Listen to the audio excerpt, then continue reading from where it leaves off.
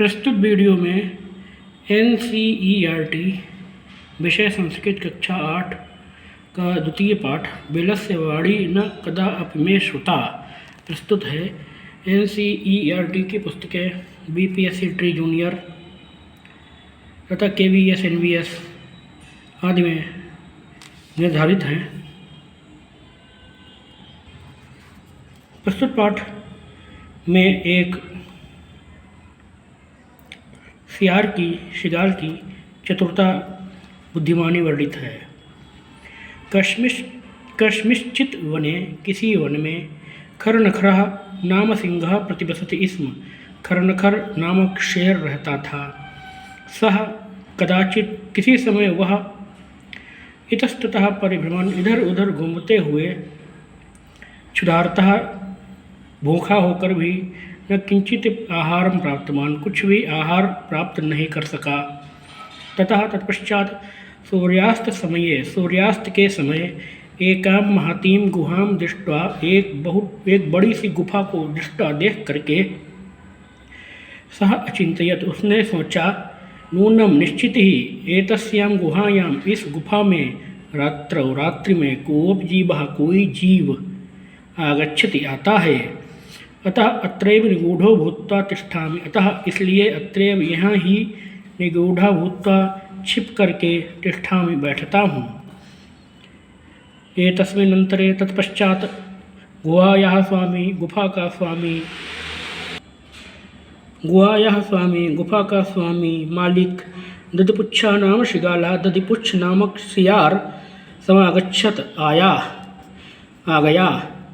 स च यावत् पश्यति और उसने देखा तावत् सिंहपद पद्धति की शेर के पैरों के चिन्ह गुहायां प्रविष्टा दृश्यते गुहा में प्रविष्ट हुए दिखाई तो दे रहे हैं। न च बहिरागता परंतु बाहर आते हुए नहीं दिखाई दे रहे हैं। शिगालः चिंतयत सियार ने सोचा अहो विनष्टोऽस्मि अरे मैं मारा गया अर्थात मानो मैं मर गया।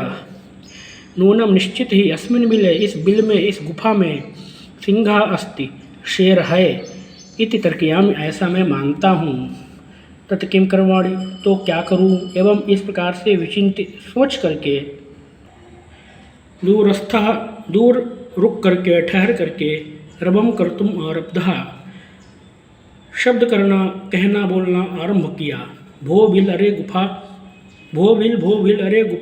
गुफे किम न स्मरस क्या तुम स्मरण नहीं कर रही हो अथवा तुमको याद नहीं है यन मया त्वया सह समयः कृतो अस्ति कि मैंने तुम्हारे साथ एक शर्त रखी है यत् कि यदा अहम बाह्यतः प्रत्यागमिष्यामि कि जब मैं बाहर से वापस लौटूंगा तदा तुम माम आकारिष्य तब तुम मुझको बुलाओगी। यदि तुम माम न आह्वयसि यदि तुम माम मुझको न आह्वयसि नहीं बुला रही हो तर्हि अहम द्वितीयं बिलं यास्यामि तर्हि तो मैं द्वितीयं बिलं दूसरे बिल में दूसरी गुफा में यास्यामि चला जाऊंगा। अथ तत्पश्चात एतत् श्रुत्वा यह सुन करके सिंहः अचिंतयत शेर ने सोचा नूनम निश्चित ही ऐसा यह गुफा स्वामिनः सदा सम आह्वानम करोति अपने स्वामी को सदैव बुलाती है। परंतु मत भयात न किंचित बदति परंतु मेरे भय के कारण से कुछ भी नहीं बोल रही है। अथवा साधु इदम उच्यते यह ठीक ही कहा गया है। भय संतृष्ट मनसाम हस्तपादादिकाः क्रियाः प्रवर्तन्ते न वाणी च बेपतुश्च अधिको भवेत्। भय संतृष्ट मनसाम भय से संतृष्ट मन वालों की हस्तपादादिकाः क्रिया हाथ पैरों आदि की क्रियाएँ न प्रवर्तन्ते नहीं होती हैं अर्थात भयभीत लोग निश्चेष्ट हो जाते हैं। वाणी च बेपथुश्च अधिको भवेत् वाणी भी नहीं होती है और वे बहुत अधिक कांपते हैं। तद अहम अस आह्वानम करोमि अतः मैं इसको बुला रहा हूँ। एवं इस प्रकार से वह बिले गुफा में प्रवेश करके मेरा भोज्यम भविष्यति भोजन हो जाएगा।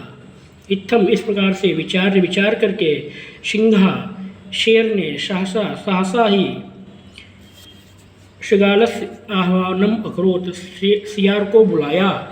सिंहस्य उच्च गर्जन प्रतिध्वनिना सिंह शेर के उच्च गर्जन की प्रतिध्वनि से उस गुफा ने ऊंचाई ही उच्च स्वर से शिगालम आहोत उस शिगाल को बुलाया। अनेन इससे अन्य पशु भी भयभीता भवन भयभीत हो गए। शिगालोपि ततः दूरम पलायमानः, वहाँ से दूर भागते हुए शियार ने भी इमम अपठत यह कहा, यह पढ़ा, अनागतम यह कुरुते स शोभते, जो भविष्य के प्रति भावी समस्या के प्रति प्रतिकार करता है वह सुशोभित होता है, अर्थात वह सुरक्षित रहता है।